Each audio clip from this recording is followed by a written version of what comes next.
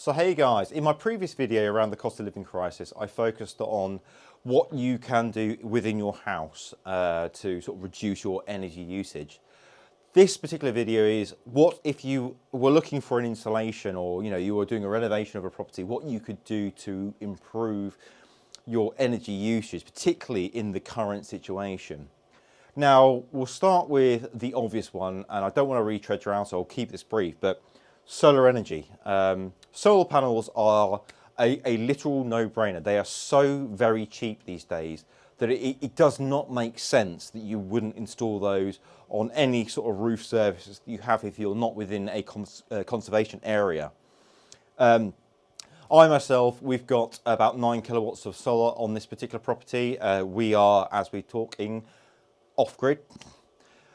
You need to be a little bit careful around the tradesmen that you use, so you make sure that, ideally, if you can, use ground mount. I don't necessarily recommend retrofitting solar panels to a roof because there can be some dramas there.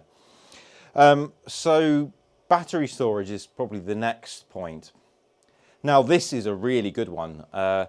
So one of the issues I had with my particular property is due to shading throughout the day. So I'm a southern face property. As you can imagine, the sun is we and the sun are moving across the sky. Shading is a problem. Whilst there is an excess of solar to basically power everything in the property and beyond, the shading is, it causes a bit of a drama. When you enter something like a battery storage system, that can sort of compensate for those little dark periods. So I was looking at myself. So I currently have about, I think it's 6.4 kilowatt hours of battery storage using Tech. I had originally intended to purchase a Tesla Powerwall, given I'm already quite invested in the sort of Tesla ecosystem, but it's not cheap. I think a Tesla Powerwall right now is about 12, 13 grand. Yeah, so much for advancing our way to the green.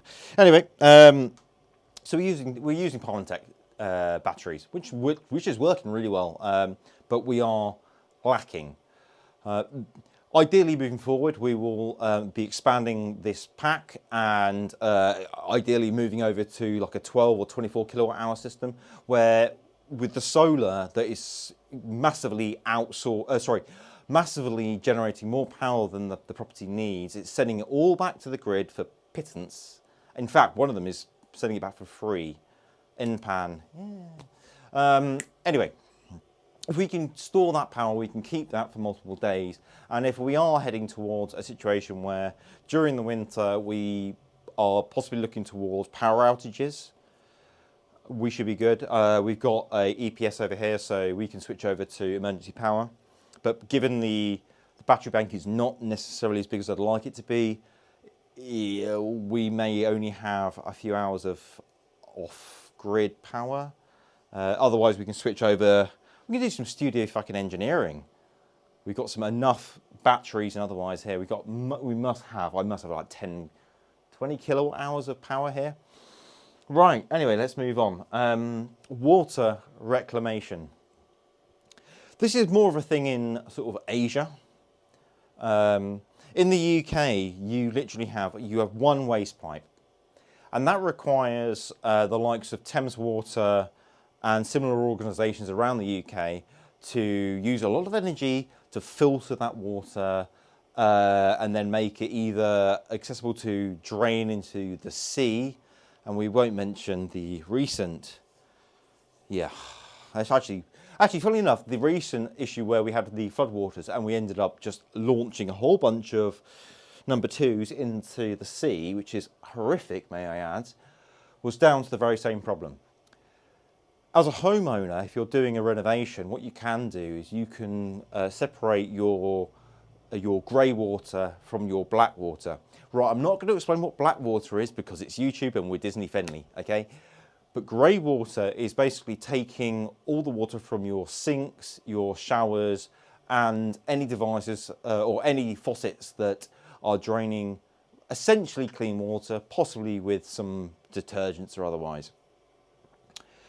This water can be stored and then repumped back up to your lavatories and any area which, any appliance or otherwise that requires flushing, but the quality of water is irrelevant really. It's just, you just need water. So unfortunately that is not necessarily an easy installation to do. I think I might be able to do it because this house is 100 years old, so it's quite simple in the way it's been plumbed.